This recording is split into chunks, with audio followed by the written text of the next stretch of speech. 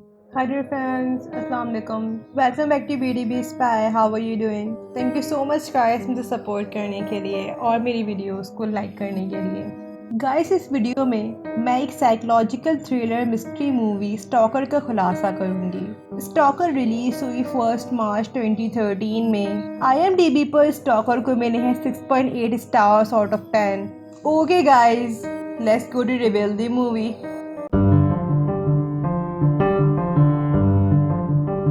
Movie के beginning में दिखाते हैं एक teenager girl India stalker. India के सेंसेस बहुत स्ट्रॉन्ग थे। इंडिया का 18 बर्थडे था और इंडिया की लाइफ उतराव और चढ़ाव में तब्दील हो जाता है जब इंडिया के बिलव फादर रिचर्ड स्टॉकर की एक खौफनाक कार एक्सीडेंट में डेथ हो जाती है। इंडिया अब अकेली हो गई थी अपनी अनस्टेबल मदर एवेलाइन स्टॉकर के साथ। रिचर्ड के फ्यूनरल पर एवेलाइन इंडिया को इंट्रोड्यूस करवाती है रिचर्ड के अट्रैक्टिव ब्रदर चार्ली स्टॉकर से। चार्ली अपनी लाइफ गुजार रहा था दुनिया घूमने में। इंडिया चार्ली को जानती ही नहीं थी, इसीलिए इंडिया को चार्ली की मौजूदगी एक आंख नहीं भा रही थी। चार्ली का प्लान था इंडिया और एवेलाइन के साथ लाइफ स्पेंड करने के लिए ताकि वो इन दोनों को सपोर्ट कर सके। इस बात से एवेलाइन तो बहुत खुश थी, लेकिन इंडिया इस बात से नाखुश थी। कुछ दिनों के बाद इंडिया देखती है कि चार्ली मिसेस मैकगेरिक के साथ बहस कर रहा है। मिसेस मैकगेरिक स्टॉकर फैमिली के हेड केयर टेकर थीं। मिसेस मैकगेरिक चार्ली से शिकायत करती हैं कि बचपन से उनकी चार्ली पर आँख और कान रहे हैं। उस लम्हे के बाद मिसेस मैकगेरिक गायब हो जाती हैं। चार्ली और एवेलाइन की नज़दीकियाँ बढ़ती जा रही थी, जबकि इंडिया मुस्तकिल चार्ली की बदनीयती को नज़रअंदाज कर रही थी। कुछ अरसे के बाद स्टॉकर फैमिली की बहुत करीबी आंटी गियोन डॉरिन रिचर्ड की डेथ के अफसोस के लिए घर आती हैं।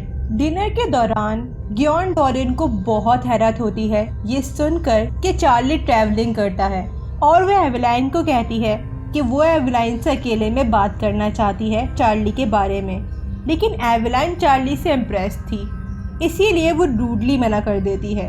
घर से जाते हुए गियोन डॉलिंग अपना कॉन्टैक्ट नंबर इंडिया को देती है और होटल चेंज कर देती है, एक नाबयान डर और शक की वजह से चार्ली पर। लेकिन गियोन डॉलिंग अपना सेलफोन स्टॉकर के घर ही भूल जाती है। इसी वजह से वो घर कॉल लगाती है होटल के फ़ोन बूथ से। चार्ली उसे फ़ोन बूथ में ढूंढ लेता है और उसका गला घोट देता है अपने बेल्ट से। उसी वक्त इंडिया मिसेस मैकगेरिक की डेड बॉडी फ्रीजर में ढूंढ लेती है। अब इंडिया को रियलाइज़ हो गया था कि चार्ली एक कातिल है। इंडिया अपना गुस्सा स्कूल में कंट्रोल करती थी, साथ ही साथ इंडिया बुली होती थी एक लड़के क्रिस से, लेकिन इंडिया को कोई फ़र्क नहीं पड़ता था। इसी वजह से इंडिया का एक क्लासमेट विप उससे अट्रैक्ट हो रहा था। इंडिया घर वापस आती है, वो देखती है चार्ली और एवेलाइन बहुत करीब थे। दिल बर्दाश्त होकर इंडिया लोकल डिनर की तरफ भागती है। उधर उसे विप मिलता है। ये दोनों वुड्स में जाते हैं। विप इंडिया को किस करने की कोशिश करता है। इंडिया उसे गुस्से में बाइट कर लेती है। विप इंडिया का रेप करने की कोशिश करता है, लेकिन चार्ली उसकी नेक ब्रेक कर देता है अपने बैल से और विप इंडिया के ऊपर ही मर जाता है। चार्ली विप को स्टॉकर फैमिली के गार्डन में दफन कर देता है। इंडिया कोशिश करती है गियोन डॉलिन को कॉल करने की, लेकिन वो सुनती है गियोन डॉलिन का फ़ोन गार्डन के अंदर से रिंग कर रहा था। इंडिया को पता था कि चार्ली ने इन्हें भी मार दिया है। इंडिया शावर ले रही होती है और याद कर रही होती है कि कैसे चार्ली ने विप का मर्डर किया। नेक्स्ट मॉर्निंग इंडिया जाती है रिचर्ड के स्टडी रूम रिचर्ड के स्टाफ को साफ करने। रिचर्ड ने इंडिया को उसकी 18 बर्थडे प्रेजेंट में एक की दी थी। वो की रिचर्ड के सीक्रेट ड्रॉअर की थी। ड्रॉअर के अंदर बहुत सारे लेटर्स थे और वो लेटर्स चार्ली ने इंडिया को लिखे थे। उस लेटर्स में उसकी ट्रैवलिंग की डिटेल्स थीं और उसका प्यार अपनी भतीजी के लिए, जबकि इंडिया चार्ली से कभी मिली ही नहीं थी। जब इंडिया उन लेटर्स का सेंडिंग एड्रेस देखती है, वो एक मेंटल इंस्टीट्यूशन का होता है। इंडिया ये बात चार्ली को बताती है। इस पर चार्ली सच को तस्लीम करता है और सारे किस्से को बयान करता है।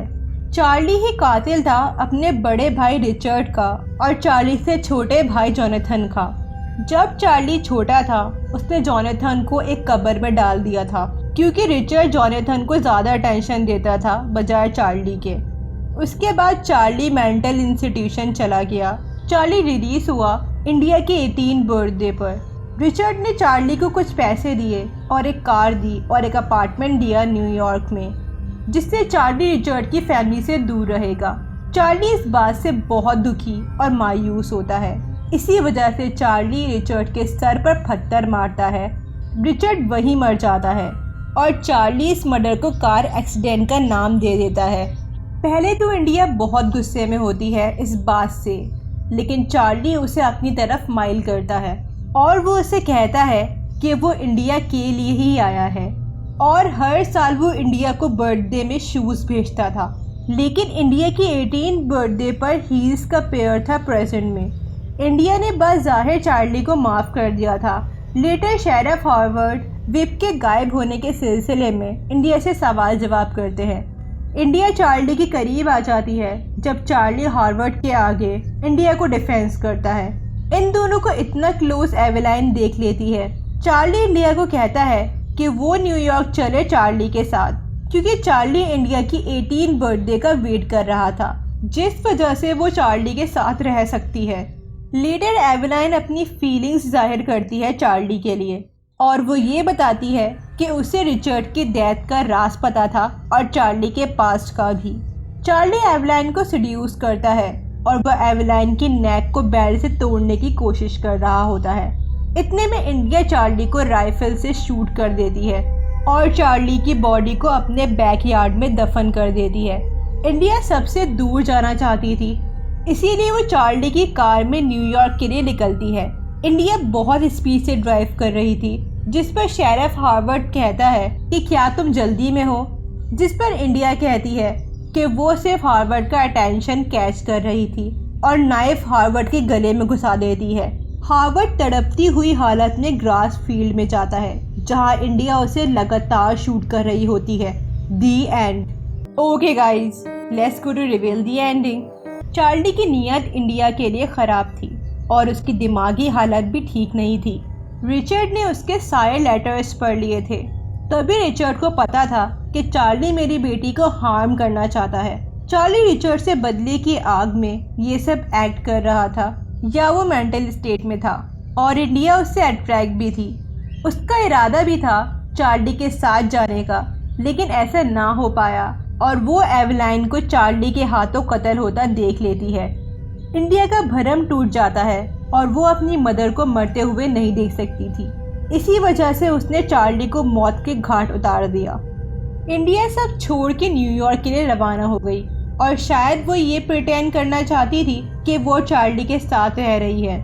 जहाँ तक एवेलाइन का सवाल रहा, वो स्टॉकर हाउस में ही अपनी ज़िंदगी गुजारेगी। एवेलाइन को सब पता था, लेकिन फिर भी वो अपनी हवस में इतनी मशगूल थी कि उसे अपने एक्स हस्बैंड की डेथ का कोई अफसोस नहीं था। ओके गाइस, अगर आपको मेरी वीडियो पसंद आई हो तो इसे ज़रूर लाइक, शेयर एंड कमेंट करेगा और मेरे चैनल ब्यूटी बी स्पाई को सब्सक्राइब करिएगा। साथ में बेल आइकन भी प्रेस कर दिएगा ताकि मेरी न्यू वीडियो आने की अपडेट आपको मिल जाए। अपना बहुत ख्याल रखिएगा। अल्लाह हाफिज़ एंड थैंक्स फॉर वॉचिंग।